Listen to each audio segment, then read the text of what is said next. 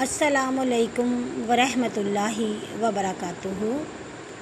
میرے رسول صلی اللہ علیہ وسلم نے مسند عبدالرزاق میں فرمایا کہ کسی کے نماز اور روزے سے متاثر مت ہونا جب تک یہ نہ دیکھ لو کہ وہ بندہ امانت دار ہے کہ نہیں۔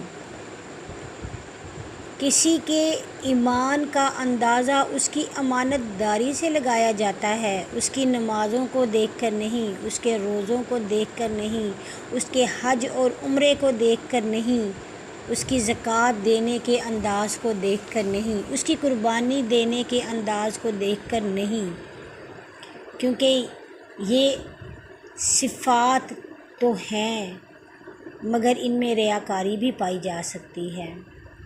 جیسے کہ نبی پاک صلی اللہ علیہ وسلم نے فرمایا کہ منافق کی 3 نشانیاں ہیں۔ وہ جب بات کرتا ہے جھوٹ بولتا ہے، جب اس کے پاس امانت رکھائی جائے وہ خیانت کرتا ہے، اور جب وہ وعدہ کرتا ہے تو وعدہ خلافی کرتا ہے۔ ابو نور علیہ السلام فرماتے ہیں کہ محمود غزنوی کا دور تھا۔ ایک بزرگ ان کے پاس آیا اور کہنے لگا کہ جناب میرے پاس اشرفیوں کی ایک تھیلی تھی، میں نے دور دراز سفر پہ جانا تھا، میں بوڑھا ہوں، مجھے ڈر تھا کہ کہیں میرا سرمایہ گم نہ ہو جائے، تو میں اس قاضی کے پاس جو اس شہر کا قاضی ہے اس کے پاس امانت رکھوا کر گیا۔ اب میں جب واپس آیا ہوں تو میں نے اس سے اپنی اشرفیوں کی تھیلی مانگی تو اس نے اس میں کھوٹے سکے رکھ کے مجھے واپس کر دیے۔ میں نے اس سے کہا کہ میری تو اس میں اشرفیاں تھیں، تو اس نے کہا میں تو نہیں جانتا، یہ تھیلی کہیں سے پھٹی ہوئی ہے کیا؟ اس تھیلی کو کسی نے دوبارہ سیا ہوا ہے؟ تو نے مجھے جیسے دی تھی ویسی ہی ہے، تو مجھ پہ الزام لگا رہا ہے؟ میں قاضی ہوں، میں تو تجھے سزا دوں گا، جا یہاں سے چلا جا، تو نے مجھے یہی پکڑایا تھا۔ اب محمود غزنوی اس بات کو سن کر چپ رہا اور اس نے کہا یہ تھیلی مجھے دے جاؤ سکوں کی، اور جاؤ تم چلے جاؤ، 3 دن بعد آنا۔ اب محمود غزنوی نے کیا کیا کہ وہاں ایک میٹرس پڑا ہوا تھا، اس کو کھولا، اس کو پھاڑا، اس کے اندر وہ تھیلی رکھی اور سب کو کہا کہ میں 3 دن کے لیے باہر کہیں جا رہا ہوں، جب میں واپس آؤں تو پھر دربار لگے گا۔ ابھی بادشاہ وہاں سے نکل کے باہر گیا ہی تھا تو وہاں پہ جو صفائی کرنے والا تھا وہ اندر آیا تو وہ حیران ہو گیا کہ گدا تو پھٹا ہوا ہے، وہ ڈر گیا۔ اس نے کہا کہ بادشاہ سلامت واپس آئے تو وہ ہمیں بہت سزا دیں گے، کیونکہ بادشاہ سلامت یہ کہہ کر گئے تھے کہ میری اس کمرے میں کوئی بھی نہ آئے۔ انہوں نے اس کا یہ حل نکالا کہ کوئی ایسا بندہ ڈھونڈے کہ جو اس کو سی سکے۔ وہاں پر ایک آدمی تھا، اس نے کہا میں ایک ایسے بندے کو جانتا ہوں جو کہ اس کو بڑی کاریگری سے سی دے گا۔ ان تمام لوگوں نے مل کر اپنی تنخواہ کو جمع کیا اور کہا کہ ہمیں اپنی جان بچانی چاہیے۔ اس آدمی کو بلایا گیا، اس کا نام رفوگر تھا، احمد رفوگر کو بلایا اور اسے کہا کہ اس گدے کو سی دو۔ اس نے کہا تم پریشان ہی کیوں ہوتے ہو، میں اس گدے کو ایسے سیوں گا کہ بادشاہ خود نہیں پہچان سکے گا کہ یہ گدا کیسا اور کدھر سے تھا، کیسے پھٹا یہ کوئی نہیں جانتا۔ اب اس نے جب سی دیا تو بادشاہ 3 دن بعد واپس آیا، اس نے آ کے دیکھا کہ گدا تو سلا ہوا ہے۔ اس نے اپنے غلاموں سے پوچھا کہ یہ گدا کس نے سیا ہے؟ تو غلاموں نے کہا کہ جناب یہ گدا تو پہلے کا ہی ایسے تھا۔ تو محمود غزنوی نے کہا کہ نہیں، میں اسے پھاڑ کر گیا تھا، جس نے اسے سیا ہے اس رفوگر کو بلا کے لاؤ۔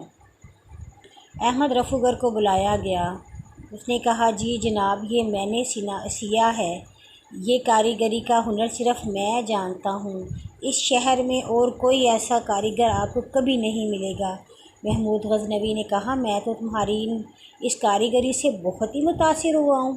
اچھا مجھے یہ بتاؤ کہ تمہیں قاضی نے بھی کبھی کوئی کام کہا تھا؟ تو اس نے کہا ہاں جی، قاضی پچھلے دنوں میرے پاس آیا اور اس نے مجھے ایک اشرفیوں سے بھری تھیلی دکھائی اور کہا کہ یہ اشرفیاں مجھے دے دو اور اس کے اندر کھوٹے سکے ڈال کر سی دو۔ تو جناب میں نے جب یہ کام کیا تو اس نے مجھے بھی کچھ اشرفیاں دی تھیں۔ اب محمود غزنوی نے قاضی کو بلایا اور اکیلے میں اس سے پوچھا کہ بتاؤ یہ کیا معاملہ ہے اشرفیوں کا؟ تو قاضی نے کہا جناب آپ میری داڑھی کو دیکھیں، میں نے اتنے برس یہاں پر خدمت کی ہے اور آپ مجھ پر الزام لگا رہے ہیں۔ بادشاہ نے کہا کہ میں تمہیں ابھی موقع دے رہا ہوں، تم اس بات کو مان جاؤ کہ تم نے یہ غلطی کی ہے۔ قاضی نے کہا نہیں جناب میں نے ایسا کیا ہی نہیں۔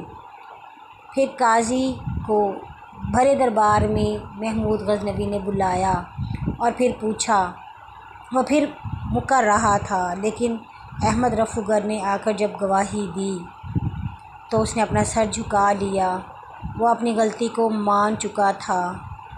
تمام اہل دربار نے اسے بہت ملامت کی۔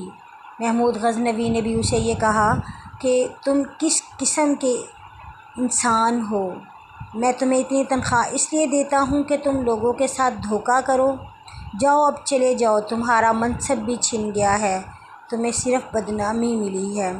وہ جب گھر جاتا ہے تو اس کے بیوی اس کے بچے بھی اس کے ساتھ بہت برا سلوک کرتے ہیں۔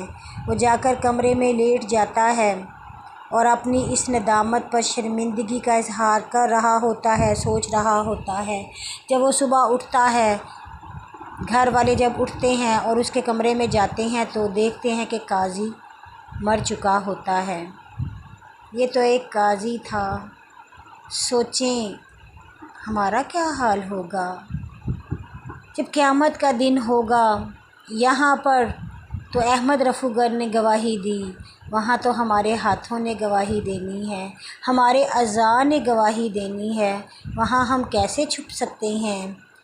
یہاں تو قاضی کو موت آ گئی تو جان چھوٹ گئی، وہاں تو موت بھی نہیں آنی۔ ہمیں اللہ سے ڈرنا چاہیے، ہمیں اپنے وعدوں کی پاسداری کرنی چاہیے، ہمیں جو بھی بات کریں سچ بولنی چاہیے، ہمیں جھوٹ نہیں بولنا چاہیے، سچائی کے عمل کو اپنانا چاہیے اور ہمیشہ اللہ سے ڈرتے رہنا چاہیے۔